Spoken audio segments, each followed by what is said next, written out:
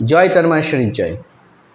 আজকে আলোচনা করব আপনার মোবাইলের 10টা ডিজিটকে যোগ করলে সেই যোগফল যদি 3 হয়, মানে 3 হয়, তাহলে আপনার সাথে কেমন ঘটনা ঘটতে পারে বা আপনি কেমন মানুষ হতে পারেন। 3 সংখ্যাকে খুব ভালো সংখ্যা ধরা হয়, সংখ্যা তত্ত্বে এটা কম বেশি আমরা জানি।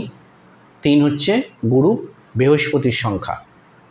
3 সংখ্যা থাকা মানে আপনার ক্ষেত্রে আমাদের সংখ্যা তত্ত্বেতে 3কে ভালো সংখ্যা হিসেবে ধরা হচ্ছে। কাজের ক্ষেত্রে আপনি গ্রোথ পাবেন। কিন্তু 3 নম্বরের একটা নেগেটিভিটি আছে যে এই সংখ্যা, যাদের টোটাল সংখ্যা 3 হবে, এরা ফোনে বা যে কোনো কারণে কাউকে যদি টাকা ধার দেয়, সেই টাকা কিন্তু এরা চাইতে পারে না। এটা একটা বড় সমস্যা এদের ক্ষেত্রে।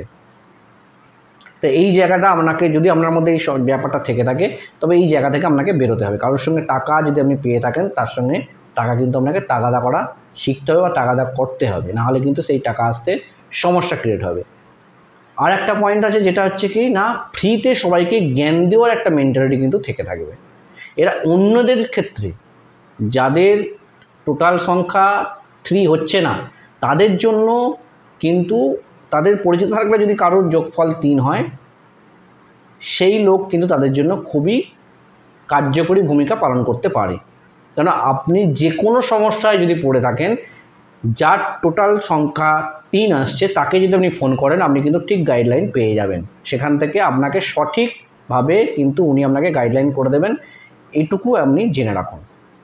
তাহলে আমরা শুধু এটা জানলে হবে না যে আমার নাম্বারটার যোগফল 3 আসছে কিনা, আমাদের এটাও জানতে হবে আমার আশপাশে যারা আছে, বন্ধু বান্ধব যারা আছে, তাদের কারুর সংখ্যা 3 আছে কিনা, যোগফল 3 হচ্ছে কিনা। যদি হয়ে থাকে, তাহলে আমার বিপদের দিনে সেই একমাত্র সাথী, যার কাছ থেকে আমি চাইলেই কিন্তু সাজেশান পেতে পারি।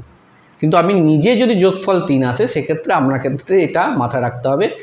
খারাপ কিছু নয়, অবশ্যই মানুষকে ভালো বুদ্ধি দেওয়া, ভালো জ্ঞান দেওয়া অবশ্যই ভালো, তবে ফ্রিতে জ্ঞান দেওয়াটা একটু কমাতে হবে।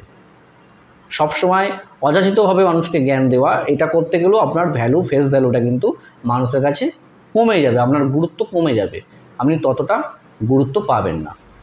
তো যাদের মোবাইল সংখ্যা যোগ করলে যোগফল 1 বা 2 আসে, তাদের জন্য আমার আগের ভিডিও পোস্ট করা আছে, দেখে নেবেন যারা দেখেননি।